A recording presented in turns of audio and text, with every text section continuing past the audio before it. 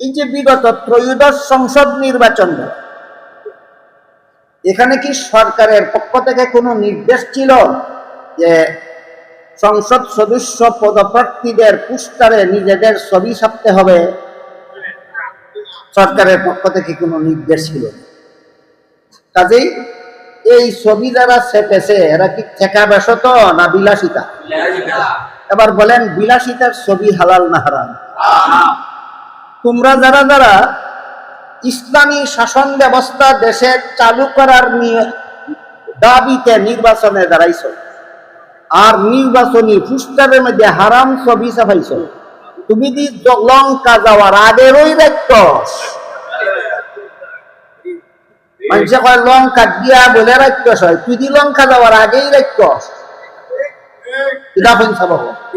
হ্যাঁ, লঙ্কা দিয়া রাখতস না লঙ্কা যাওয়ার আগেই রাখতস? তুই গেলে কিতা করবে রে? তুই নির্বাচনে দাঁড়াই ওই হারাম ছবি ছাপানি শুরু করছস ইসলামের নামে। তুই তো গদি দখল করতে পারলে ইসলামী ব্যবসা ভাড়া চালু করবে। ইসলাম নাম লাগাইয়া দিলেই ইসলাম হয় না।